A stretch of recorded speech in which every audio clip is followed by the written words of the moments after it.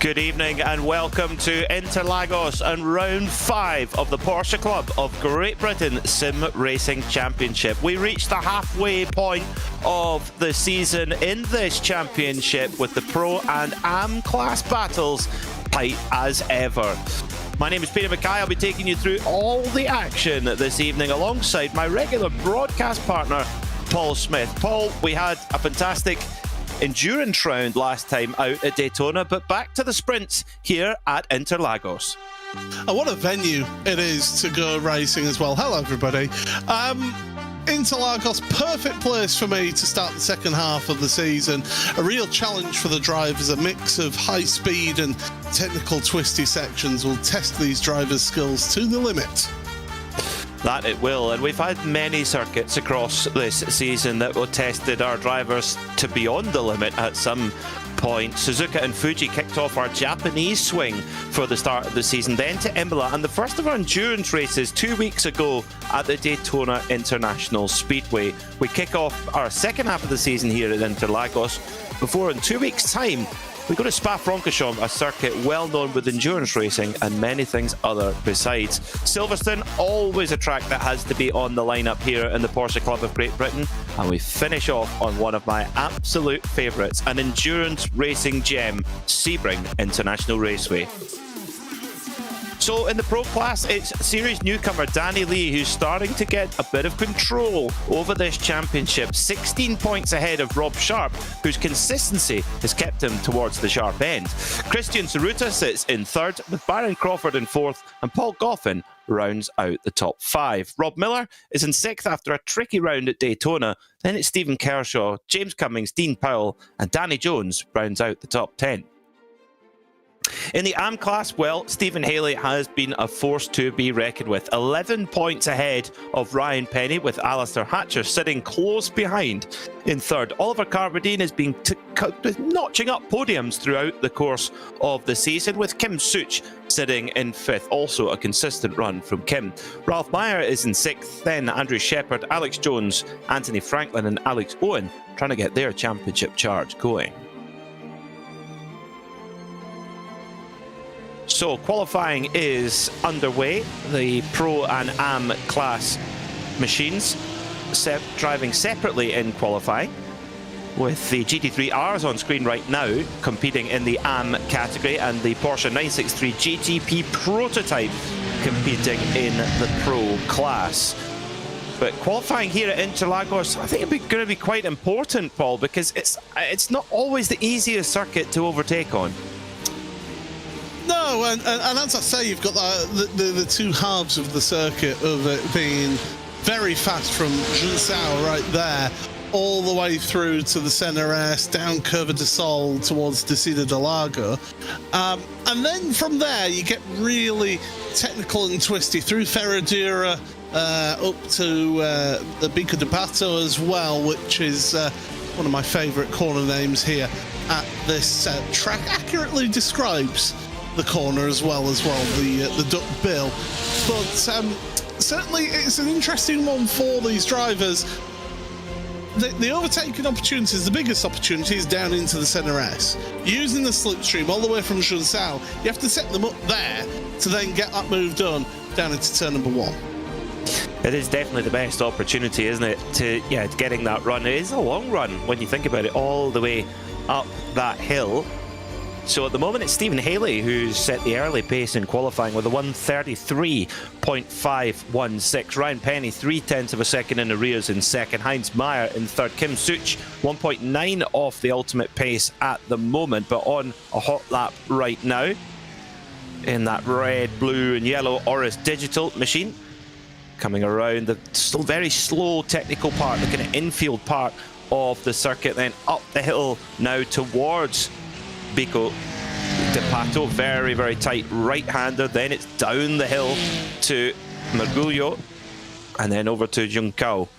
Very, very technical circuit this, and tricky to get the car to turn, tricky to get it moving around. It's a fixed setup in this championship, so you can't play about with the setup. It's what you've got is what you've got, and you just got to get on with it with that. Let's get Kim Such over the line and see what Kim can do. Currently sitting fourth, 2.5 seconds behind the pace of Stephen Haley, who's improved on his time. What is it going to be then for Kim? Is it an improvement?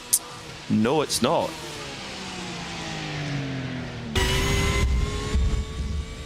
There is only one thing that you can change on the fixed setup car around here, and that's the brake bias. When you're running in a series, and if people are new to this and wondering what we're talking about with a fixed setup, it means that every car in the class is identical. literally down to the virtual nut and bolt, it is identical. The only thing that you can adjust is brake bias to maybe work more in your favour in your driving style, but other than that, absolutely identical. See, what you're seeing here is drivers and the driving ability really standing out, and that's really working out well for Stephen Haley so far, not just today, but this season. Ryan Penny just a little bit off the apex there, coming through the infield section again, up through La Rina into the S. Just missed the apex, but much more tidy there. Currently sitting in third, 9/10 of a second off Stephen Haley's pace, who in turn is 3/10 of a second ahead of Oliver Carbadine, who sits second on the grid provisionally at the moment. Up the hill, using all the power from that flat 6 engine. Around 500 horsepower, depending on the balance of performance of the series that the car is running in. And loads of power there to get up that hill, using every last bit of it, and then watching going past the 50-meter board, then hitting the brakes hard for the first corner and the Senna S. Now, Ryan Penny didn't quite improve there, but still sits third on the grid. I think Ryan Penny actually invalidated his last lap because he did set a quicker time, it's just that it wasn't valid. So, but it was interesting to see how you had Heinz Meyer, you had Kim Such and Ryan Penny all together. So Heinz Meyer giving away that slipstream to the other two in that one. Meanwhile, Alex Owen on his own at the back of the field, unfortunately, as well, apart from Alistair Hatcher, who hasn't set a time. Well, over the line then goes Alex Owen in the Rexy Dinosaur machine. Does improve ever so slightly. Currently sitting in 8th there. Carbadine close enough if he can really string a lap together to potentially knock Stephen Haley off his perch. Up the hill he goes then in the 11/10th racing machine. Carbadine been on the podium a lot this season, but looking for that victory here at Interlagos as he comes up towards the line then. Currently second. Does he improve? He was 0.331 of a second behind Paul. He does improve, but doesn't improve in position. Now just 0.179 of a second from Stephen Haley. Is that all she wrote then? Because the tyre here gets a little bit of a workout with the track temperature usually. Is there anything left in the tyre for Ollie Carbadine to find those last couple of tenths?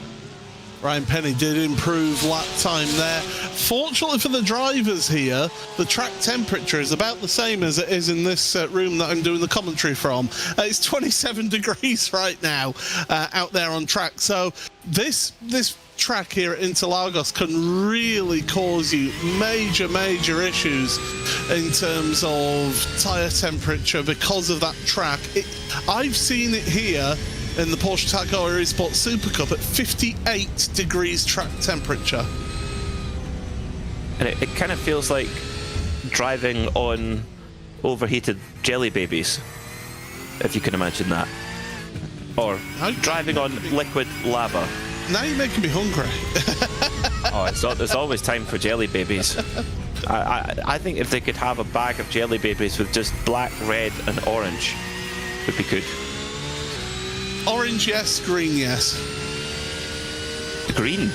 Yeah. Oh dear. Well, that means, Paul, if we go on a road trip together, we'll one bag of jelly, we'll be fine. That's it. We'll be fine over the, we'll have the oranges. I'll have the black and the red ones. You fill your boots with the green. You're welcome to them. Ryan Penny up to the line in third place at the moment. Can he knock Oliver Carbadine off the front row of the grid, or indeed knock Stephen Haley off pole? Here he comes up to the line then. 1:30.961 was the time last time in 0.134 flat. Whoops. And loses it on the last corner. He remains in third, but a solid qualifying performance so far from Ryan Penny. Carbadine, does he have anything left in the tank now as he comes around Teixeira del Lago up to Ferradura? Has he got anything left? Will there be anything left in the tyre? That's the question. I personally don't think there will be.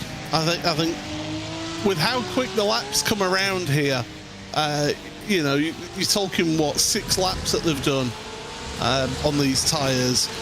You see the peak performance on lap 2, lap 3, maybe into lap 4.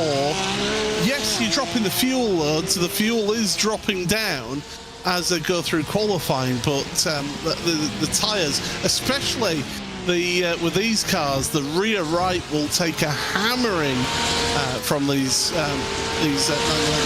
GT3R cars, and yeah, Carwadine, I don't think he will be finishing this lap, or if he does, I don't think it'll be competitive. No, into the pits he comes then, so Oliver Carwadine will go no further than second on the grid, so looking like it will be Stephen Haley on pole position, or does Ryan Penny have anything to say about it? No, he won't, because he went off at the first corner, so that should be it for AM class qualifying then. Stephen Haley on pole from Oliver Carwadine, that's your front row. Then Ryan Penny and Heinz Meyer on row 2. Kim Such and Carl Stringer are your third row. Then it's Alex Owen and Andy Shepherd are your fourth row of the grid in AM. So the AMs have had their opportunity in the GT3Rs, and then it will be the 963 GTP machines which go out next for the Pro class qualifying. You can see a few of them parked up there, those prototype machines, which I understand that Porsche have, or I understand that Porsche may be building a road-going version of, which may be being launched at a particularly significant event. I heard this rumour. First of all, if you're making a road-going version of that one, that's going to need some good suspension on it to lift this up. Because getting that over a speed bump would be quite the challenge. Yeah, it's not the first time that Porsche have made a road car out of a pure race machine. I mean, in the GT1 days in the 90s, it was very much the cars were, you know, they weren't the only manufacturer that made a car that had a road legal machine. That was part of the rules, actually. Toyota literally made one road going Toyota GT1. But back in the 70s, they took a 917 and made one for the road for the owner of Martini, who were the sponsor of Porsche at the time. So they've definitely done that kind of thing before. In fact, that car, that 917 Chassis 030, is celebrating its 50th year on the road this week, which is quite cool. Although it has spent quite a lot of time in storage over its years, but it's now owned by a guy called Francois Perraudot, who races at Le Mans and various multiple world champion and winner at Le Mans and GTE AM as well. So I'm keeping my fingers crossed that maybe Francois might bring it out to show us all at some point. It's a very cool machine. But how do you make a road car out of a 963 prototype? I think that might be one of the biggest challenges that Porsche have taken on in that kind of thing for a very long time. Well, when you think of all the various legislations that there are around the world about road cars, about how they've got to be a certain shape for pedestrian safety. I mean, that's something that was never taken into consideration back in the, well, even in the late 90s even. You know, things like that, basic things like that. I mean, yeah, it'd be a strong car to deal with any crash damage. Could you imagine sending one of these to a Euro NCAP rating? Seeing that footage getting released. Yes. Yeah, I don't quite know how that all works. Who knows? Maybe there might be a lot of countries where you wouldn't be able to drive it on the road, but we shall see. We shall see. It'll be very cool to see, and I hope they do one in that German racing silver that the 917 was painted in. That would be very cool. Very, very cool indeed. So Danny Lee at the moment in a good position in the pro category, 16 points to the good, ahead of Rob Sharp, whose win at at Suzuka has kept him up the sharp end of the championship. Christian Zaruta, that one missed round is coming back to haunt him. Without that missed round, he could well be in that fight for the championship, but he's at the moment he's trailing a little bit and needs a very, very hot second half of the season. Danny Jones, a little bit more relaxed on parade there, as is James Cummings is out onto circuit. Then go the 963s.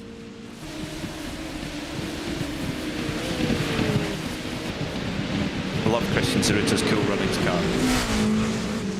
But it's you know, it's half Cool Runnings, half Cool Trickle. Days of Thunder. Yes, it is. And now you're seeing in the background of shot there the issue that the drivers have with these prototypes. It's what, the third round now that we've had the update to this car with the tyre model change. So really stone cold tyres, no tyre blankets, and so the drivers have got to tiptoe on the first couple of laps. So we should be seeing the fastest lap times towards the end of the 10 minutes here, Peter. I like this new tyre model, the way that it builds over a qualifying session. You can see is just tiptoeing along there. Christian Ceruta trying to build that tyre temperature and pressure, trying to get those tyres working well. So he's not actually at full speed here, just back, forth, lots of work through the brake. Use the brake as much as you can, trying to get the heat of the brake disc to radiate into the rim, which then heats up the tyre. And who's that in the virtual mirror, I wonder? I think that might be Danny Lee, just tucking in behind Ceruta here.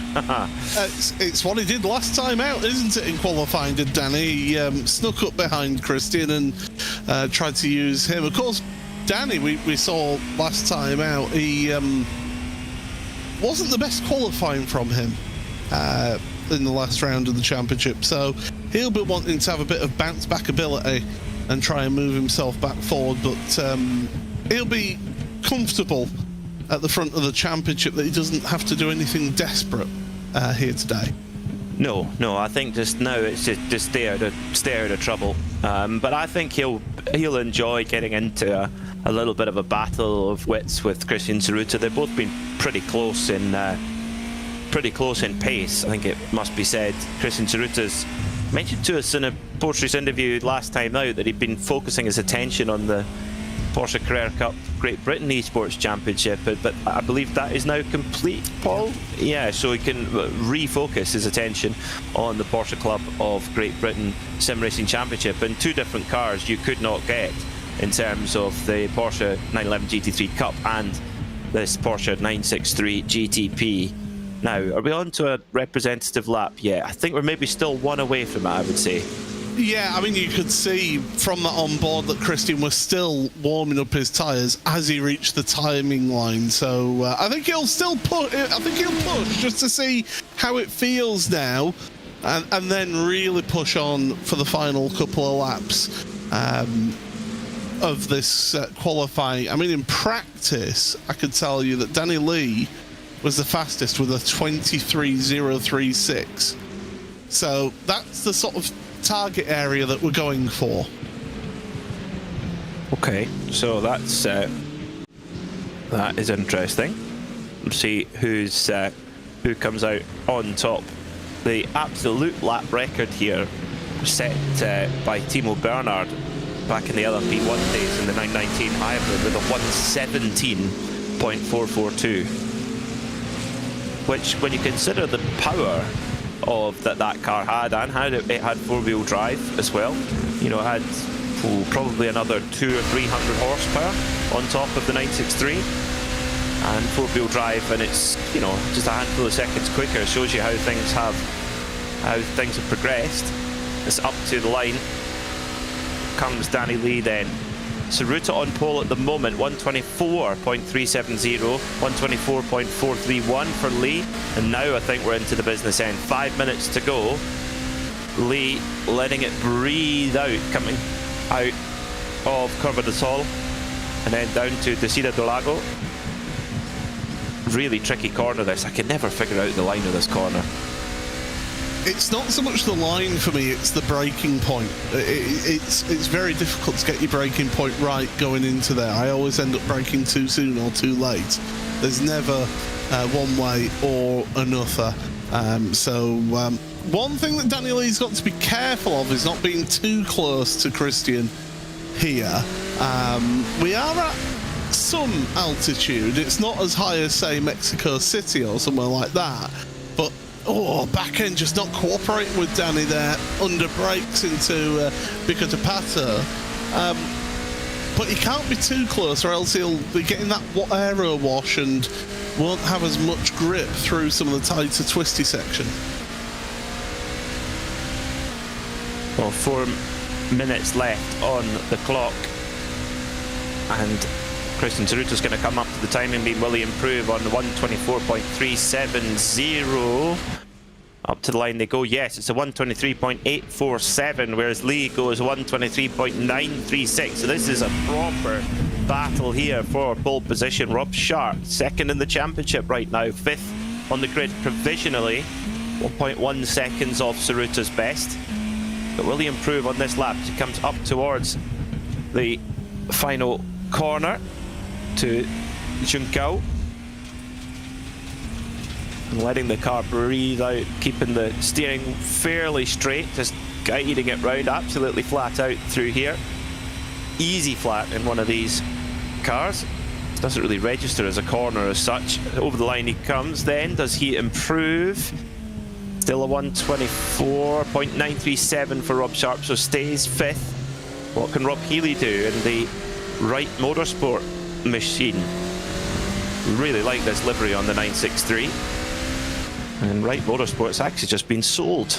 John Wright sold it to one of his customers, to Adam Adelson, who now owns this really iconic Porsche team with so much success in the United States. Rob Healy on the second row of the grid. What can he do? Can he move up and find a little bit of extra lap time and get up on to the front row of the grid? Well, let's see if he can. Danny Lee just goes to the head of the standings now. Look at how close they're getting to that pit wall at the end of the lap. They are trying to shave off every single millimetre of this track. James Cummings now with his lap time not an improvement in place, and Danny Jones not a representative lap that time by. So yeah, Danny Lee showing some good pace, and actually Christian Cerruta's backed off. So he backed off, let Danny Lee through. I wonder if Cerruta's trying to cool his tyres down just that little bit to then have a final push at the end of qualifying. Could be, yeah, could well be. Just to find that extra little bit of lap time. A minute and 45 seconds on the clock. Byron Crawford sitting in 8th at the moment. Can he improve on a 125.257? Up towards the timing beam he comes.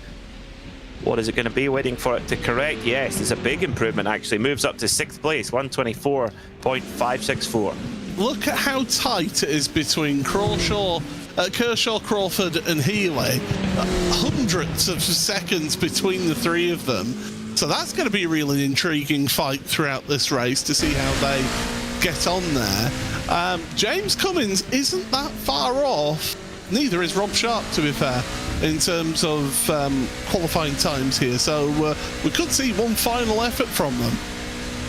Yeah, it could do. I mean, you're right. That's a great spot. 3 drivers within half a tenth here at Interlagos. That's so tight. Up to the line comes Danny Jones. Does he improve? He does a little. 125.243, and whoop, off onto the grass goes the Haribo Bear. Danny Lee, this will be the last opportunity then for him. Cerruta has backed out and gone to try and do a build lap as, that might be a break of track limits there for Danny Lee, using a lot of curb in that number 188 car. And Cummings to the top, 123.578. What a lap there from James Cummings. And has he got any more to improve on that? But at the moment he's on provisional pole, so this battle for pole is very, very tight indeed between Cummings, Lee and Powell. I think Danny Lee and Cerruta. I was going to say, yeah, Danny Lee should just get away with that wide running through Ferradura, so he should be okay for that. He's coming to the line now, so what can he do, Danny Lee? Up to the line then, Danny Lee. Does he get up to pole position? He's looking for a 123, and he is a 123.337. Danny Lee to provisional pole then. But has James Cummings got anything to say about it? As Tsuruta goes second, so Tsuruta will not be on pole. Up to the line comes Cummings. Can he knock Danny Lee off pole position? No, will stay third. So very late changes. What can Dean Powell do? Is he close enough to take pole at the last moment here? Over the line he goes. Is it enough? No, it isn't. So Danny Lee then is going to be your pole sitter here at Interlagos. What a last lap. By 0.2 of a second, Danny Lee on pole. Talk about when the pressure is on. My goodness, that was a great lap to pull out. And we said, you know, he was going to be close to track limits, but I thought he was just enough on the track. The track limits around here, by the way, is all four wheels off the edge of the runoff curbs at those key points of turns 3, 4, 5, 7, and 11. So there you go. That's the thing to look out for in the race. Well, what an exciting qualifying session. Absolutely fantastic. Absolutely fantastic qualifying session. Really exciting. Danny Lee from Christian Tsuruta sets up a really fun battle up at the front. James Cummings has the pace to fight, as does Dean Powell. Then it's not too far away between Rob Sharp and Rob Healy as well. It's going to be great. It's going to be a fantastic race here at Interlagos. The 40-minute sprint with one scheduled pit stop for both cars, for the GT3R and indeed the Porsche 963. So I have to say, I love this new tyre model. I don't know if the drivers are loving it, because it is a lot trickier to drive, but I love this new tyre model, Paul, because it makes for such exciting qualifying sessions. Yeah, especially when it's a 10-minute qualifying, it just gives us that opportunity to build to a crescendo, and that's brilliant for us. In fact, here is the pole lap from Danny Lee. So look at him, about 65, 70 metres onto the brakes, get it nicely hooked in low, so all the way over to the left for the right-hand part of the Senna S.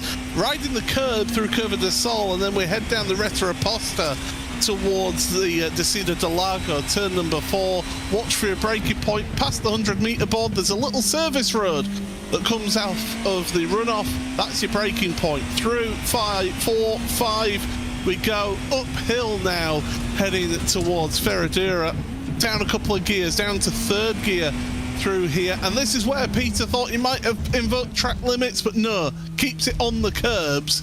And that actually might have helped him set up his braking point for the right-hander. Through the left then at Pirreno. Our Brazilian producer will kill me for that pronunciation. Through Pico de Pato then, the tight right-hander, one of the slowest corners on the track. Early upshift through Magullo, and then heading towards Junsao for the final proper corner on here for these cars. Flat out, absolutely Harry Flatters all the way uphill. It's a steep hill, so you don't accelerate quite like you would say at Fuji down that long straight. Look to cut as much of the track as possible, hug the pit wall. That's your pole lap.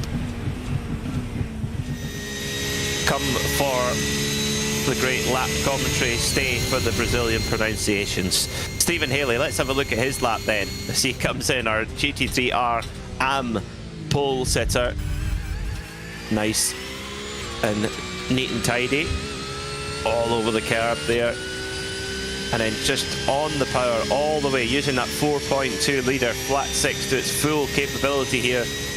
And then this is where it's so tricky to pick that braking point, just past the 100, down to third, lots of curb on the inside, letting it run out to the exit paint there, up the gears, and then up the hill here. I think it's only fair I can have a go with Ferradura and up to Laranjinha. Got a little bit tighter line there from Stephen Haley, gets out the power a little bit more. Be a few tenths gone there. Clips the curb on the inside at Pinarino. And then up the hill towards Pico de Pato. Really tricky corner. Be down to first gear here, is it? No, just hangs Oh, hangs on to a really lazy second gear there. Interesting. And then up to third through Mergulho and then Juncao. Cool corner this. I really like this one. You've got to carry as much speed out as possible onto the curb on the exit and then up through the gears, through Subida dos Boxes, and then up towards the timing beam. Pole once again for championship leader Stephen Haley. So our two championship leaders claiming pole position here at Interlagos. Hugo Luis complimenting us, I think, or at least I think that's what that message is to us, Peter, our producer. Loving the today. Portuguese lessons. Yes, yes. I mean, actually, if you think about it, would we have learnt more languages at school if they say, we'll just teach you how to pronounce foreign corner names and pronounce foreign drivers' names? That would have worked for me. Oh, I would have paid attention much more in lessons. I mean, I got a D in German at GCSE. I'm afraid to say, and then I didn't use it for almost that would have been 18 years. And of course, the one thing I did remember, which is important, of course, when you go to Germany for the first time in your life, is Sprachen Sie English? Yes. Meine Deutsche ist nicht so gut. There you go. That's the free lessons for you there in German. There you go. There you go. Duolingo, eat your heart out. The Polo lingo. That's what that is. So instead of a friendly little bird that teaches you languages, it's a friendly Yorkshireman with a flat cap. There you go. Proper language learning with no messing about. Mind you, the only language I would teach, of course, is Yorkshire. Is Yorkshire. If it's not from Yorkshire, it's not worth visiting. No, anyway. It isn't. Anyway, Danny Lee and Christian Saruta on the front row of the grid for this race here at Interlagos, with James Cummings and Dean Powell on row 2. Rob Sharp and Rob Healy make up the third row of the grid. Row 4 is Steve Kershaw and Byron Crawford, with Danny Jones starting 9th. In the AM category, it's Stephen Haley who put it on pole by 0.179 of a second ahead of Oliver Carradine. Then Ryan Penny and Heinz Meyer are your second row. Kim Such and Carl Stringer make up row 3. Row 4 is Alex Owen and Rexy the Dinosaur alongside Andy Shepherd and Alistair Hatcher starting at the back of the grid. What is the story there? Normally, we would see him further up the order. I do wonder. He didn't get out for qualifying, so something is amiss there for Alistair. Yeah, he's in the session, so he's actually in the server, so he is there. It just didn't get out in qualifying, but he's at the back of the grid, so he's taking the start. Okay, so track temperature actually pretty cool by Interlagos standards, 28 degrees Celsius. The drivers will be delighted about that. It might climb, well, will it climb through the race? Currently 2 o'clock in sim time, so it might stay fairly steady. Let's see. Always a factor here at Interlagos as the 911 GT3 Touring pulls away to lead us into 40 minutes of racing. Saruta, you've got to think, Paul, this is a must-win scenario for him championship-wise. Oh, for sure. Absolutely. I mean, he's coming to this round of the championship nearly 30 points back. You know, it's a tall order for him to catch up with, especially with. It's the consistency of Danny Lee of being in the podium spots each and every round. I think that's been one of the key things for Danny Lee's first season here in this championship, is just that consistency that he's been able to give week in, week out. So, field paired up 2 by 2, with the exception of Danny Jones at the back, all on his own on the 5th row of the grid. The GT3 Touring Cup will pull away, and it will be Danny Lee who leads us into 40 minutes of racing. But James Cummings, who sits further down the order, hasn't competed in every round. He will be really hoping to challenge and contend with Saruta and Danny Lee, and by the pace in qualifying you would think that he will be able to. Also, Dean Powell there as well was quite close in qualifying as well. So any of the top 4 cars could be in with a shout here. The safety car pulls away then. Danny Lee ready to open up. Green flag in the air. We're racing here at Interlagos as Danny Lee holds the inside line from pole position, heading down towards turn 1 and the Senna S, and Saruta has a little look on the right hand shoulder there as they make contact, and Lee's around. Go, contact there as Lee's around, he hits the wall, big damage to his car. It was the lightest of touches, but round goes Danny Lee, and he's now in the middle of the GT3R battle as Carbone's got damage. Carbone's got damage in there as well, former podium sitter several times in this season, and he is walking wounded already as Stephen Haley makes it away clean from pole position. Danny Lee, mechanical meatball flags. Oh, Carbone's been taken, and it's Alistair Hatcher who got into the back of him. It's a drama in the first 4 corners of this track. Unbelievable. I was going to comment, Peter, about how the prototype drivers would have to take it easy on this opening lap. Not long for them to warm up their tyres, but wow, drama from the get-go. Drama indeed, as a little bit of a wiggle from the rear of Christian Saruta's Porsche 963 as off the road has gone Byron Crawford. Oh dear, so not a good start for 11/10 racing in either class. But for Saruta, this is his opportunity to try and break away. However, we have seen this before with Danny Lee, where he's had issues and been able to recover. We saw him have an amazing recovery drive at Daytona after being involved in an incident not of his making. But you have to say, Paul, that this is probably a bigger ask than at Daytona with such an early unplanned pit stop. I think it's the timing of the pit stop. It's because of the fact that it's at a point in the race where he won't be able to finish the race at this point, will he? Ryan Penny got down pit road as well as Alistair Hatcher. We do have the rule here in this championship that any first lap incidents, it's a drive-through penalty. So I wonder if we've found out who the guilty parties were from Ryan Penny and Alistair Hatcher, perhaps. Yeah, that is true. That is true. The orange zone rule, as it's called. It's so well. Saruta, will he? I don't think there's no malice there at all. I don't think. It almost looked like Danny Lee checked up slightly. It's a bit of virtual. It's a bit of digital aero wake by the look of that. Well, I think Danny Lee unsettled the car on that inside curb. He clatters the curb. You can see him fighting the wheel, so he's already losing it. He cold tyres and then bang heavily into the tyre wall. Gave it a boot full of throttle. Here's what happened then. Further back to Carbone, that was Alistair Hatcher getting into the back of him. Oliver Carlodine is still actually out there on track. He's not chosen to go down pit road, but Hatcher was making a move on one driver and just couldn't get it whirled up and stopped. No, he couldn't, and boink, there it goes. Oh dear. Not a good race event so far for Alistair Hatcher. Third in the championship. That's not good. He really needed a good week here to get back in touch with Stephen Haley, as Byron Crawford and Danny Jones battling over 7th position right now in Pro.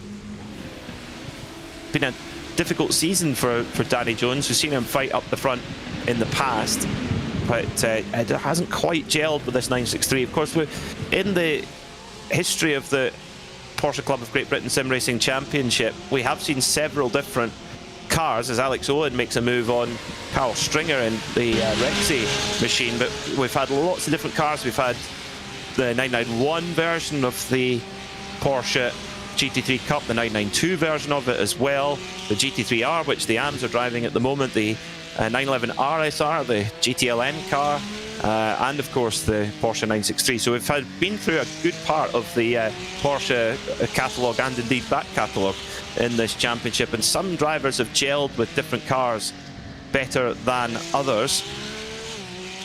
They all have their own little nuances. But at the moment, it's Saruta who holds the advantage, not by a huge amount though, actually, just over a second from Dean Powell. And James Cummings not far away either, 3 seconds in arrears as well. Alex Owen goes wide and Carl Stringer says, thank you very much, I'll have that position right back again. And the problem is, you think, well, I've got the same horsepower as I normally had, but you're not carrying the speed onto this section of track, so you're always at a disadvantage if you make a mistake at Junsao. That is for sure. So you tell me, Peter, that they've only got to race in the Mission R and the 919 hybrid. That we need to, that would be cool, multi-class. The full collection, yeah. Yeah.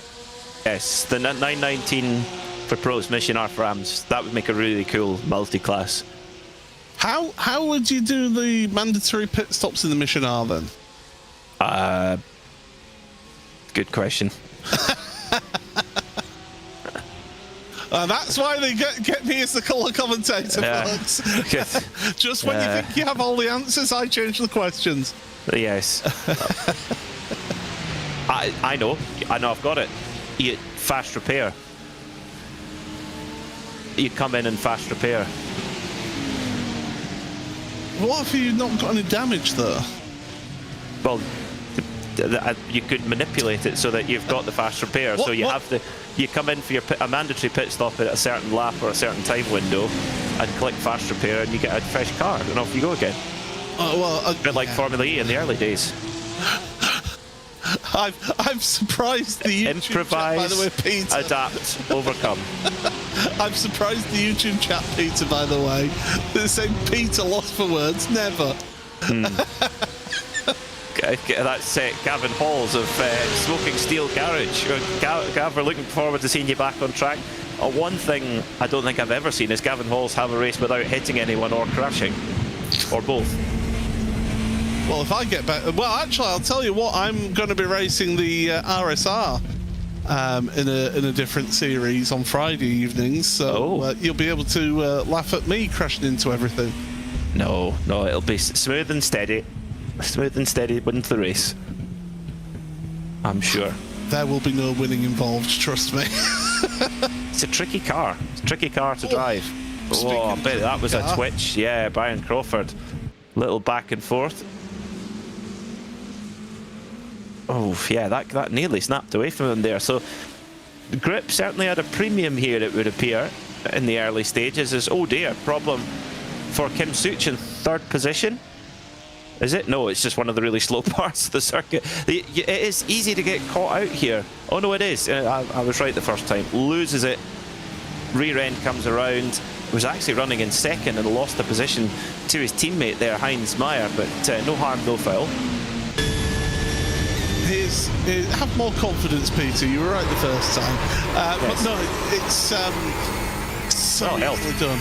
It's so easily done to carry too much speed there, and that car does act like a pendulum once the back end goes round, so very well done to hold that in one kind of line. But those tyres will be feeling awful for the next 4 or 5 laps. Yeah, they will just feel like they're not working at all. Good battle going on here in Am between Alex Owen in the Rexy machine and Andy Shepherd. Saw that Rexy made a visit to Porsche Motorsport North America the other day. Had a go in the simulator. Quite funny. They do great social media stuff, AO Racing. And it is amazing. We've seen a lot in the IMSA paddock, the Rexy car, this green car with the dinosaur teeth on the front of it. We've seen this car alone bring more and more young fans into the IMSA paddock where it races. But I showed this car to my goddaughter who's 6 and hasn't really seen any racing, and I showed her that and she loved it. She absolutely loved it, and she wanted to watch videos of the car and see it and see what it was doing. It's amazing how this one car has brought such a new fan base into motorsport. I mean, you look at it, the history of motorsport, there's been either individuals or entire teams or individual cars in this stage has really captured the imagination of the public, of general public I'm talking about as well, not just purely motorsport fans. And you're absolutely right there, Peter. Rexy is known worldwide. you show them a picture of that, and anybody who's ever, oh yeah, that's the dinosaur car, isn't it? If they don't know specifically Rexy, and they just know, and it's fantastic, and it's great that they're able to be up there at the front of fields as well, winning races to really capture the imagination as well. Yeah, that's it. It has it. It's not been just the first show. It's winning the GTD Pro Championship last year. Is Shepherd now in a battle with Ryan Penny, the recovering Ryan Penny, who had to serve a drive-through penalty after an incident in lap 1, and he's on the fight back now. He's only 13 seconds off the lead, so Ryan Penny's got pace underneath that Oris digital machine. Man who drives a yellow Porsche 911 GT3, of which I don't mind admitting I'm very jealous of indeed. Oh, I've had a race in the GT3 and that was... Oh, Rexy! Oh, Rexy. Alex Owen just losing it there. A few drivers have going into La Lanquina, and Rexy's little dinosaur arms were scrabbling for grip there, but couldn't quite hold the slide, and that's a couple of positions dropped, unfortunately. So that's 2 of the GT3 car. Is it a case of the rear tyres are now starting to feel they've reached that stage of their life where they're starting to overheat? I mean, I did mention in qualifying that it's the right rear around here that really takes a hammering in this particular car. A lot of left-hand corners, and rear-engined car will really put the forces through it. Look at it. It's not quite as good as Kim Sucha's, but still very well held, and good recovery in the end. He nearly had it. Nearly had it. Oh, those Pirellis are taking a bit of a... They're taking a pounding there. You're right, they will be sky-high temperature through the roof, unfortunately. So, in the 963s then, Rob Sharp right in the middle of a battle with Rob Healy just ahead of him. Steve Kershaw in the Barbie right behind. So, Rob Sharp has got his mirrors full of Barbie. As they try to get past, Barbie goes past the dinosaurs like an episode of Toy Story. Or an episode? What? It's like Toy Story. Peter. You know what I mean? Yeah. Was Barbie in Toy Story? No, she wasn't, was she? There was... Wasn't Barbie in Toy Story? I think for legal reasons, no. But it's a Barbie-like. Yes. Like hire car, Barbie or similar. I know this is a Porsche Club of Great Britain broadcast, but nothing will ever beat the greatest hire car in the world ever, which of course was Brian the Panda. Yes. Yes. I wonder which Milanese scrapyard that car is sitting in right now. Minus a clutch. And a bumper. And a bumper. None of which were us. We looked after it perfectly. Yep, handed it back exactly in the condition we found it. And do you know what? I think you gave it a really good power cycle as well on the battery hybrid.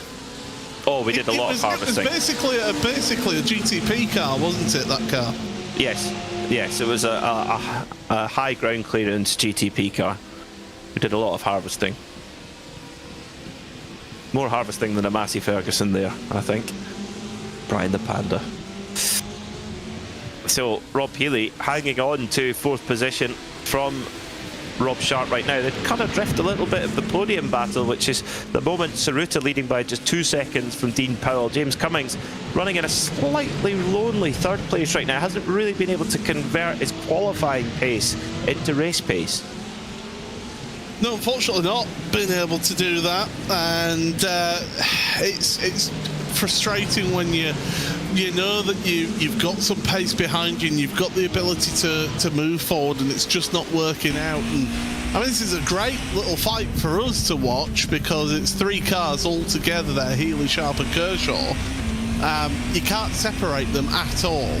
It's fantastic to watch them, and fantastic to watch them having to work their way through the traffic as well, because the 3 of them, when you get 3 prototypes together working their way through traffic, you can see either absolute magic or mayhem. Speaking of absolute magic, what a move from Rob Sharp there into turn one. That was beautiful. Good, very respectful run given by Rob Healy, but Rob Sharp moves up into fourth position then with 25 minutes left on the clock in this race. You see that right on top of the engine cover of that 4.6 litre twin turbocharged V8. Kicks out about 600 horsepower and then another 70 horsepower or so from the electric motor, all of which is driven through the rear wheels, so they can be a bit of a handful as Barbie up the inside. Oh dear, oh dear. Barbie getting a little bit too up close and personal there with Rob Healy. Well, it wasn't Ken, that's for sure, but no. Barbie certainly wanted to get a feel of what that car was like. The good news for Danny Lee is that he's finally caught up to Byron Crawford in all of this, and Danny Jones as well, so Danny Lee can start recovering some positions, and Rob Healy though all the way to the back of that pro class now. It's a shame for Rob Healy. Not a great deal he could have done there. Kershaw was definitely on the move in the Barbie machine. Life is certainly not fantastic for Rob Healy right now after that one.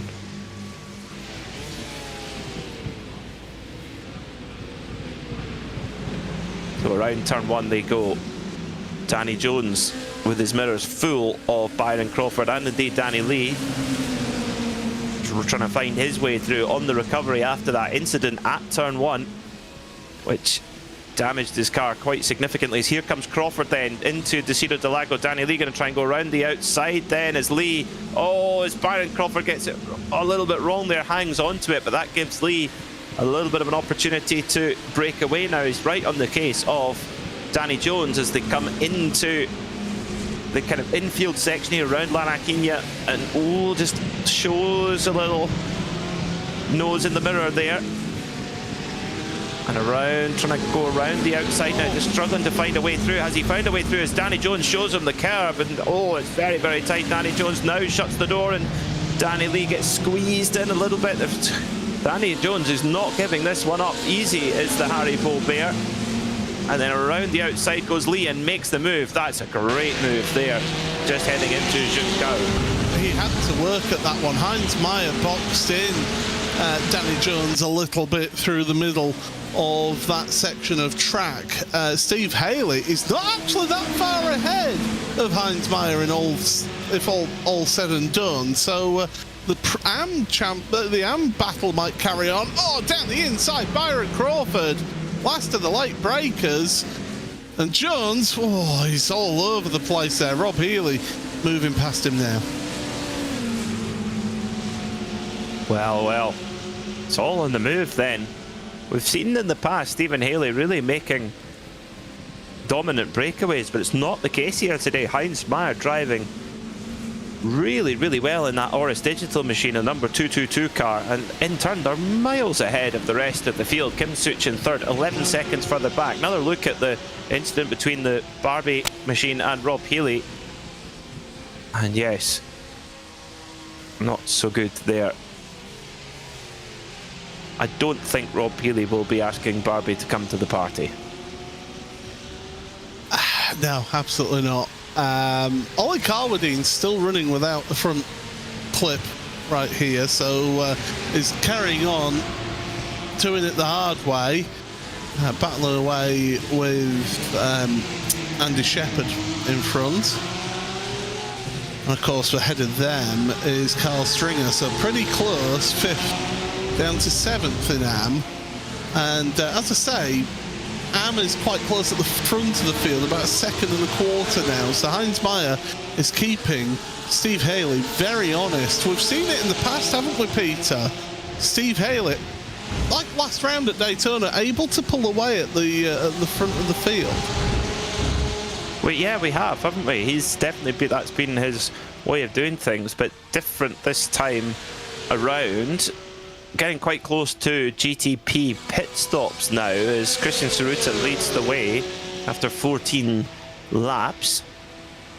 2.3 seconds to the good from Dean Powell. So he just gradually built that advantage slowly but surely over those laps. I mean, think about it, 2.3 seconds, 14 laps is such a small amount per lap. It's all you need, but it's consistently going through, and of course getting through traffic is where you can really have those big either gains or indeed losses. It's a great battle here in Am between Shepherd and Stringer. Stringer trying to hold on to 5th place as Shepherd fancies it. Stringer goes wide. Oh dear, so Stringer goes wide, and then through goes Carbadine as well, who's walking wounded after that early incident. Certainly the radiator at the front of the car will be getting plenty cooler air going in, that's for sure, but aerodynamically not at its optimum.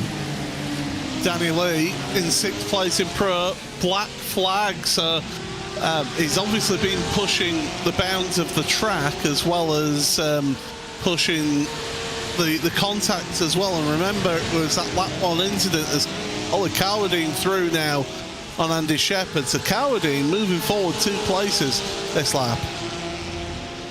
Yeah, it's been a good lap for him, hasn't it, in that slightly wounded machine. I mean, now, if I were Carbadine, actually, well, it depends. If he pulls away, then maybe you want to keep going, but if he feels he's behind his optimum pace, you're now past half race distance, you could now fill the car up, make it to the end, and that might be what to do. Is Danny Lee already at the incident point limit? That's quite surprising, actually. Will there be others that meet the same fate? That's a very good... I mean, 17 incidents across a 40-minute race is... I think that's a fair amount of instant points for you to get a drive-through penalty. So he's obviously been pushing things to the limit and beyond, and you've got to be careful, and our producer Hugo Luis showed us a really good example of it there.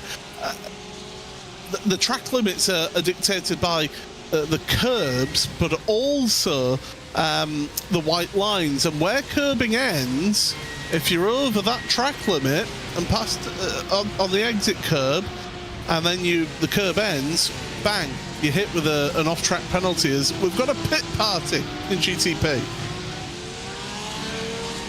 We do, yeah. They're past that halfway point. Then it's in. We go. Sharp in, Haley in, Kershaw in, Danny Jones in as well as Rob Sharp already on the go. Back out onto circuit, but this is not going Danny Lee's way at all right now for the championship leader. So Saruta, who's interestingly gone a lap longer than everybody else, is looking in a good, strong position if he can get a win on the board here. Depends where Lee finishes, of course. But Lee's been in the pits for quite a while. Is he done? Is he parked up? No, if he gets a service while serving a penalty, then it gives you about a 45 second stop and hold, because effectively you're not serving a drive-through penalty at that point, so you're getting service when you should be just doing a drive-through. So okay. It then gives you that extra penalty on top. So he's out of the pits now, 57 seconds. Danny Lee was in the pits, but yeah, that's what happens if you come in with a black flag and take service, then you have to serve a stop and hold. So a lot of work to do then for Danny Lee. 16 minutes to do it. Well, at the moment he's half a minute back from the nearest car, so Danny Lee could be in line to not coming away with a great deal of points from this event here at Interlagos, and his, well, 2 of his championship rivals in reasonably strong positions. Rob Sharp in 4th at the moment, and Christian Saruta leading the race by 4.2 seconds. But if Danny Lee can hit that incident point limit, so can other drivers too. So he would have picked up probably, would he have picked up 4 incident points at the first corner? Possibly. It depends on if it registered the net code as a contact or not. I think that's, but even then, that's just 4. Where have you accumulated the rest of your instant points? Here we go. free repair done for Ollie Cowarding. And in fact, actually, he had a little bit of rear wing repair done as well. So I'm actually surprised that he was able to keep such a pace with Ollie, even with rear as well as front aero damage. Yeah, very impressive. And he's had a consistent season. It's just been not quite had the pace of Stephen Haley, who really has been the benchmark driver in the AM class. I would think for the following season he may well be promoted to pro somehow. He's definitely had the edge on pace, and the driver who's got the edge here today at Interlagos is Christian Zeruta with the Cool Runnings / Days of Thunder livery. We'll have to ask him where the influence for it is. And of course there's a hint of bogey in there as well, because Christian Zeruta always used to run a sort of luminous green car which became lovingly known as the Flying Bogey.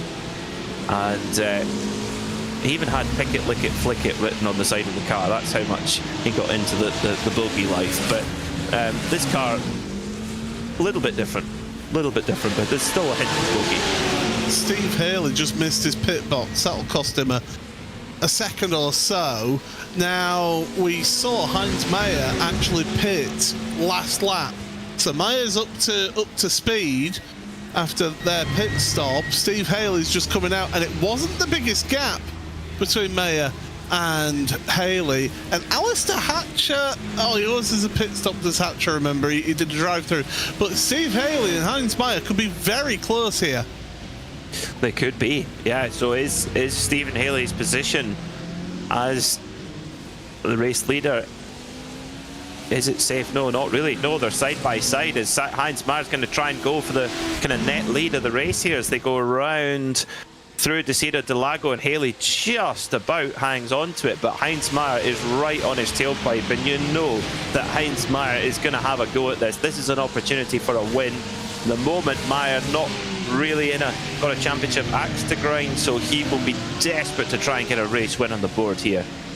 Yeah, get a W in the column, that is for sure. The problem is now, Steve Haley, we've seen how good he is throughout the season. Can he pull away from Heinz behind? But that one little mistake, getting your positioning wrong in your pit box, having to hit reverse, get the car reversed into the pit box, stop, then select forward gear whilst you're getting your pit stop cycle done. It all adds up time, and it's about a second and a half. He lost a full second in the box compared to Heinz Meyer did our net race leader, Steve Haley. And that's critical when it's as close as it is there at the front of the AM class. Now Stephen Haley's going to have to lean on all of his pace to try and pull away if possible, and try and avoid being under attack from Heinz Meyer. It's the race leader in GT Prix, in the pro class. Christian Zeruta coming through to Desira de Lago. He's just got through on that group. Now Alistair Hatcher is showing as the race leader at the moment, but he will need to pit because he pitted earlier on. He's 16 laps into his stint, so he will need to pit. So he's kind of he is showing as the leader right now, but in terms of net leader, that is Stephen Haley. Yeah, he pitted after that contact on lap one with Ollie Cowarding, didn't he? So that's what we've seen there from Alistair. So we should see him, because he can't, from lap one of the race, you can't then go for the rest of the race with the fuel cell limit, can you? No, the fuel cell limit would hold you back from being able to do that. It's Stephen Kershaw in the Barbie machine, putting pressure on Byron Crawford, trying to press him into an error. Was all over the back of Crawford there, runs a little bit deep there, does Kershaw, in a hurry to try and move up into 6th position. And at the moment, Danny Lee making some inroads into Danny Jones in 8th, but he's going to need attrition. He's going to need mistakes from the big mistakes from the drivers ahead to gain any positions. I have to say, I did not have Danny Lee finishing 9th here today. Alistair Hatcher coming onto pit road has got a black flag. That tells me he either crossed the line and got an unsafe pit entry, or he didn't quite hit his speed limiter in time. So he's going to have a long time stop and hold before he gets back up and running. And that makes his championship charge that more difficult. Came into this round 13 points in arrears, and oh yeah, carrying to way too much speed. And yeah, he's not broken it just by a little, he's broken it by a lot there, as Hatcher, unfortunately. Likewise, Ryan Penny, I tell you what, Ryan Penny, considering the drive-through penalty at the start of the race, sitting in 4th at the moment. So this is a gritty drive from Ryan Penny, who's 11 points behind Stephen Haley coming into this round. Haley looking in a position to extend that right now, but Ryan Penny has certainly limited the damage as best as he could. I'll tell you what, Haley's being run down by Meyer. That gap is coming down to just half a second now, so Meyer is responding to Stephen Haley. Haley looked like he was going to pull away, but Meyer is right there. But great gritty drive from Ryan Penny, and in fact he's not far behind his teammate Kim Sucha. Might well be able to get another position here with 9 minutes to go. I was about to ask you, Peter, is there going to be a word in Kim Sucha's ear of Ryan is faster than you? Can you confirm that you understood that message? Maybe. Well, we are at a Brazilian circuit, so it would be apt, wouldn't it? Given who initially received that message. I remember watching that live, 2009. Goodness. 10. Like I say, I remember it like it was yesterday. Was that the same year where he bent the rear wing and they went a second quicker, and Rob Smedley came on the radio saying, well, we fixed our front aero problems? I can't remember if it was the exact same year, but yeah, it was 2010 was that. I bow to your superior knowledge. It was the first year that Fernando Alonso drove for Ferrari. That was 10, yes. Yeah. Yes. It's 9 was still Raikkonen, wasn't it? Yeah, because Raikkonen won at Spa over Carlo Fisichella, another Ferrari driver. Who, what a career he's had, by the way, in GT racing as well. Yeah, massively so. Giancarlo Fisichella. Great driver, just a cool name to say. Fisichella. Ryan Penny is in for a penny, in for a pound here in this battle, right behind Kim Such. He's going to get a good draft from his teammate now. Just gaining all the time. Will he be able to get close enough for a move on the brakes here? He's now really starting to get the tone. It's the closer he gets, the better the benefit goes. Kim Such goes to the inside, saying you're going to have to go around the outside. It's Danny Jones and one of the prototypes comes through. Oh, that was tight. Yeah. I thought that was going to be all arms and elbows and everybody would be off, but well held by all drivers as Penny just took a breathe out of it and left the others to sort it out. Now he's got a good run on Such. Now he's going to try and level him on the brakes here, just break that instant later. There you go, up the inside goes Penny and up onto the podium positions after a drive-through penalty. He can hang on to that, or can he? Here comes Such. Such now on the outside as they head up towards Ferradura and Lananquinha. But Penny holds that inside line, and Carbadine's come to play now as well. Oh, the recovering Ollie Carbadine is Such. Oh, dive to the inside there at the ESA. And of course to Pinheirino. Carbadine could well be on the podium again. There's definitely no team orders at Oris Racing, is there? No. My goodness. Free to race. Away you go. But the problem is, those two fighting each other has actually slowed themselves down and allowed Oliver Carbadine to catch up to them. Oh, big mistake there. And that's just gifted the place to Ollie Carbadine. Oh, a little bit of brain fade there, I think, for Kim Such. What a pity. And Carbadine says thank you very much. That was really a bonus ball there for Carbadine. Now he'll have his head down, focused on Ryan Penny ahead of him. I mean, for Carbadine, if he would be able to grab a podium out of this, having been involved in that incident early on in the race, that would be quite remarkable. Meanwhile, Byron Crawford, 6th place, all over the back. of Rob Healy and the Wright Motorsport machine as they go past the M-Class leader, Stephen Haley, who's 3 seconds ahead now of Heinz Meyer. As Crawford's right on the tailpipe now, right on the bumper of Rob Healy. I see that light bar, the classic Porsche light bar on the rear of the car.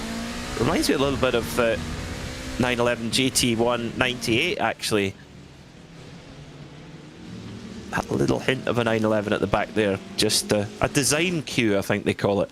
Yes, yes, absolutely. I mean, you look at the different design cues across different car manufacturers. Of course, there's the BMW with the god-awful snout nowadays that, quite frankly, funny story about that. BMW world I was in, walking through, and somebody had asked me if I'd seen the brand new design cue that they were going for.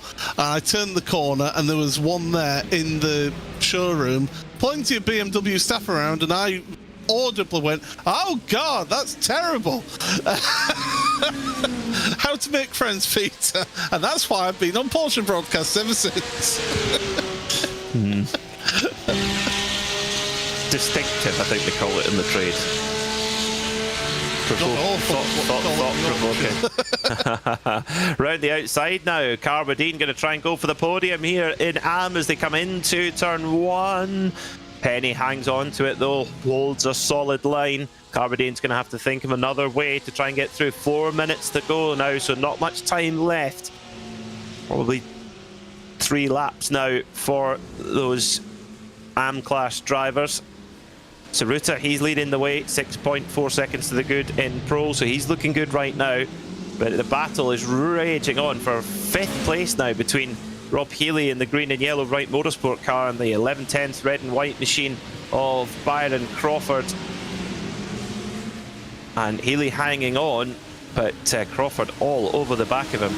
In fact, almost in a mirror image, his teammate in Am, Carbadine, trying to get past Penny.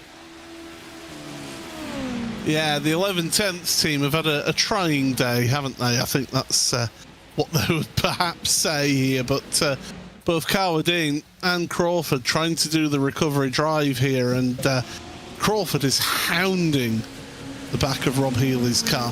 I won't say he's on the tailpipe, because the tailpipe on that GTP car is in the middle of the engine cover, isn't it? So yes. Yeah, you're probably in trouble if you're on the tailpipe, actually. Exactly, yeah. Yes, underneath the rear spoiler, let's go for that. Yeah.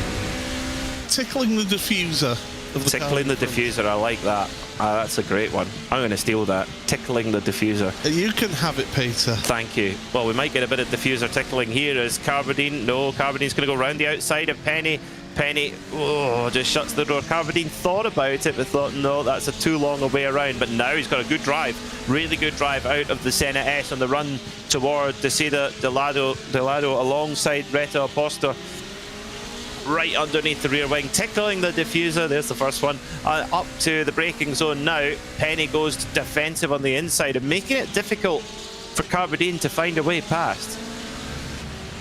That's what you have to do into turn 1. If you can't get the move done into turn 1, you compromise the car in front, because the Senna S, it's 1, 2 and 3, they all follow each other, and if you can compromise... Whoa, that's a dive from downtown! Oh, snap. Oh, dear. Oh, dear. Oh, no. Such has just got into his teammate. So Carbadine, after making that dive bomb manoeuvre, is he going to let Penny go by? Yes, he is. Yeah, that's about all he could do there. That was a huge lunge from Carbadine there. Missed his braking point massively and T-boned the side of Ryan Penny, who then in turn careered into his teammate Kim Such, who's not far behind them. Goodness me. So now Carbadine's got to try and get that move done again properly, but now with a damaged car. But how damaged is Ryan Penny's car? That's the question. As also the battle for second place goes past these two as well. Carbadine's in the grass. Had those lap traffic coming through, so that's going to calm that one. Oh, Peter, it's gone flying by this race. We're on to the last lap, and Carbadine's got a black flag.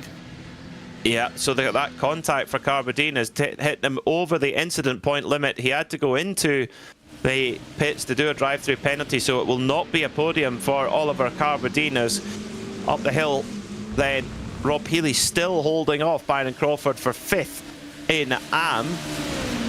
Sorry, in Pro, excuse me, in AM. Heinz Myers, well, sitting in 2nd, Penny in 3rd, but he's got his teammate Kim Such right behind him. And is Ryan Penny fighting wounded as the 5th place battle in Pro goes over the line to start the final lap, which means Tsuruta will be a bit further round the lap. He's got a decent advantage over Dean Powell. It's been a perfect run for Christian Tsuruta. There's your replay. Oh dear, oh dear. Carbadine got that really wrong, unfortunately. The temptations of motorsport right there. He saw a nymph on the rocks and was tempted to go in there, and unfortunately didn't pay off. One the driver who did pay off for, Christian Tsuruta.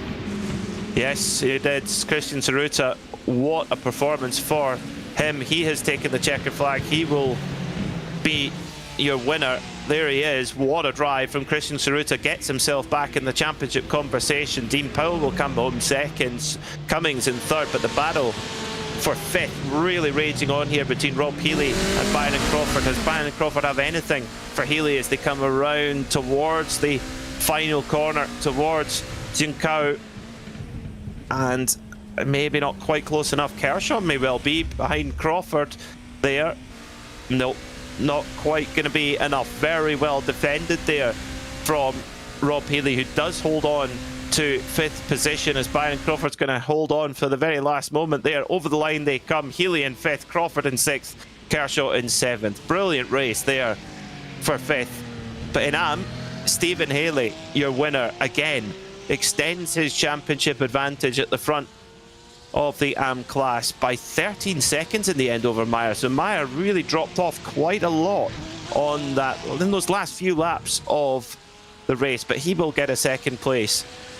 But Stephen Haley, he's been the dominant force in the AM class this season, and that continues here at Interlagos. A win for the Eau Rouge Racing driver.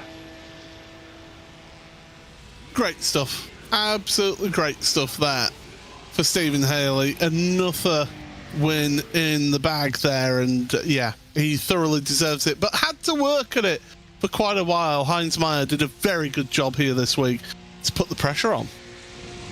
He did. Yeah, Tsuruta did have to work for it. Excuse me, Haley had to work for it. Tsuruta, not so much. He had that in control the whole way.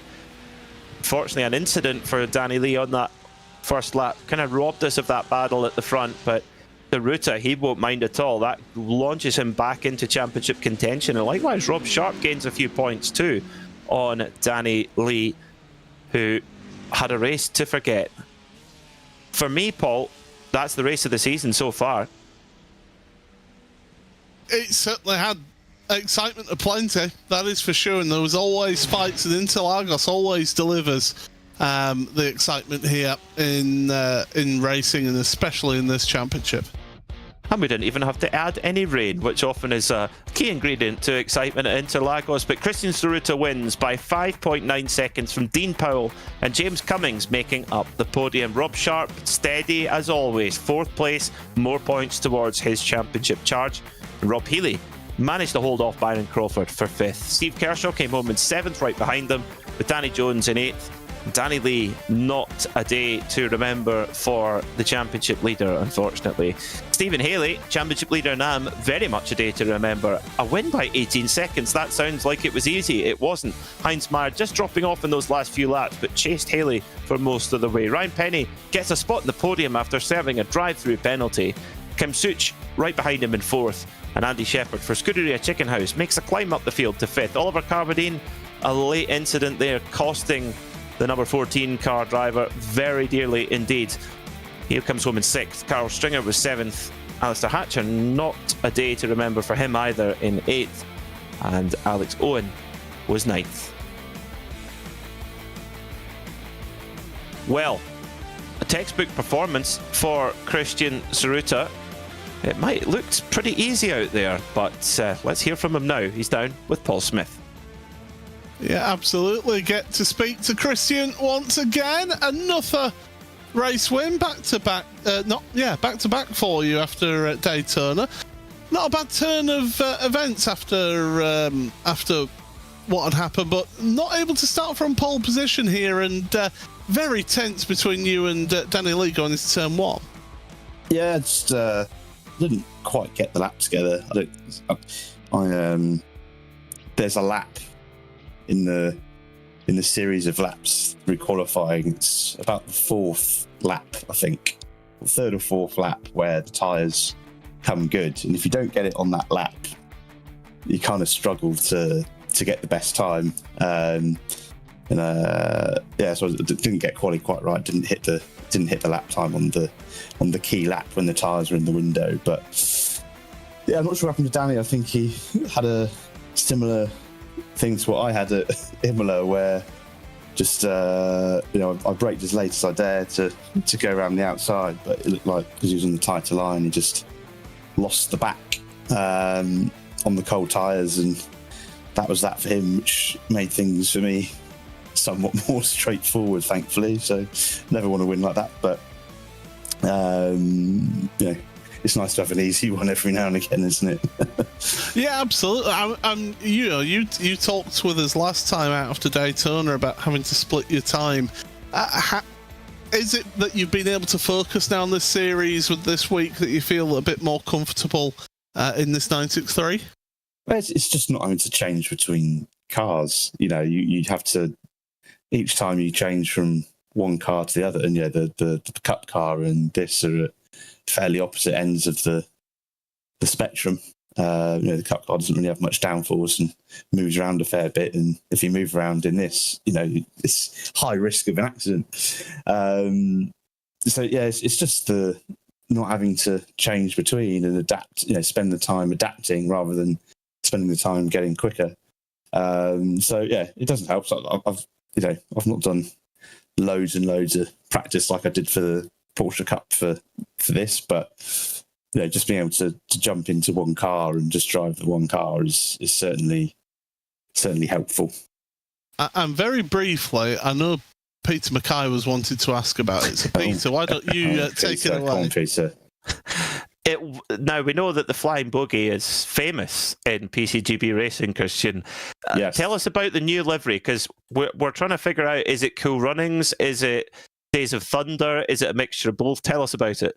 So I got pulled into a team for the Porsche Carrera Cup. And it was originally a black and orange livery, but me being me, I was very insistent on some bogey colours. I went for the fluoro yellow, but I think they changed the team colours to green, which somewhat more suited the bogey theme, but had to go with the bright yellow on the back. So it's a team colour. It's the team's Project 91. We're doing stuff with Charles Rainford, who's just started in the touring cars this week, and Matt Caruana was the other driver in the Porsche Carrera Cup GB. So it's quite helpful to learn some tricks off of those guys because they are silly quick. I like it. I'd love to be in that team room when you said, right, I like the colours, guys, but I want mine to look like bogies. I'd love to know what they said when you suggested that. It's Louis that runs the team, and the first time I did the delivery, I was like, yeah, it looks great, but I feel like it needs more fluoro yellow. And then he kind of did some fluoro yellow highlights, and it was like, more bogies. How much fluoro yellow do you want? Yes. And eventually, when he did he asked me, do I want a livery for this one? I was like, yes, you know what to do. So yeah, he didn't need to. He didn't need to do multiple liveries for this one. He got it on the first time. Love it. Well, thank you very much, Christian. Always illuminating, as always, to speak to you, and all the best good for the rest of the season. Thanks, chaps. See you soon. Oh dear. From one race winner to another race winner, because we've got Stephen Haley joining us now. And Stephen, this is becoming a nice habit for you, isn't it, being on the top step of Am Podium? Absolutely. I think I'm going to bring drinks next time I come up here to see you, Paul. Oh, absolutely, yes. Absolutely do that. But you were made to work for this one, though, to be fair, weren't you? Heinz Meyer was putting you under so much pressure all the way through the race. Absolutely. We were just chatting in the green room with Heinz, and he was right there. I was trying to preserve the tyres as much as possible because I had the habit of in the midsection was scrubbed them too much and overheated them a little bit, but just managed to keep that little gap to him. And I mean, Interlagos, it's a real tricky track, getting things right and working together. Getting your run into the pit box is very tricky as well. We've seen today. I didn't have a problem with the pit limit line this time, but I had a problem with the pit box. So, yeah. And the thing is, I practiced it as well during the test session and the warm up, just to make sure I nailed it. And when it mattered, I just got it a little bit wrong. But Spa, next time out, an endurance round, is that one that you had a little marker on for looking forward to? I was looking forward to this one because I really, really do like Interlagos. I think it's a fantastic circuit and a classic circuit as well, and it's one that I really do enjoy racing. But unfortunately, not every lap is exactly the same. But Spa, it's one of them circuits where I've raced over the years, and it's one of them circuits which kind of get a little bit monotonous every now and then, but I'm sure I'll chuck some practice into it and see how we turn out. All the best, champion, and take care. Cheers, Paul. Thank you. There we go. That's Stephen Haley, our race winner. And we might as well speak to runner-up today, Heinz Meyer. Heinz, I mean, you pushed Stephen all the way through that race until the last couple of laps. Talk to us about your race. How did you find that out there? It was a pretty hectic race.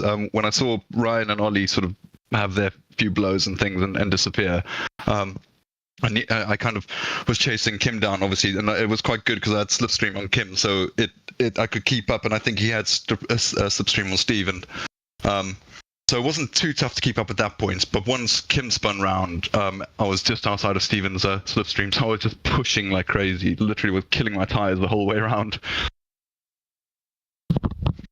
And then, you were able to push and even challenge after the pit stops. But towards the end, was that a case of fuel? Was that because I didn't notice the lap times dropped off? Yeah, so basically, I set up my fuel strategy quite aggressively because I do my own calcs and things, and I got him at the pit stop. So when he came out of the pits, we were side by side, and unfortunately he got me at the first corner after the pit exit, and he got me there. So I just stuck to him as much as I could. But then I realized I was on the wrong side of the GTPs, so I had to do an extra lap. So I was going to run out literally about a third of the last lap in, kind of thing. So I decided, you know what, I'm not going to catch Steven, and Ryan was 23 seconds behind me, and I thought, let me just make sure I cross it, and I literally crossed it with nothing in the tank. So yeah, I was just a bit unlucky there. Well, you certainly gave us a good show, that's for sure. Congratulations, though. Second step of the podium there, Heinz. Thank you very much. There we go, Heinz Meyer joining us in the box. I'm just looking at who is here to speak to. We should really speak to... Ryan Penny is another one of our podium finishers in this race in AM, and joins us right now. Ryan, what a day it's been for Oris Racing today. That's not bad, was it? I think I made it more difficult for myself than I needed to, but it is what it is. We're still here. Well, that's it. I mean, second, third and fourth place for the team. You must be delighted with that result today. I think Heinz is. It was good.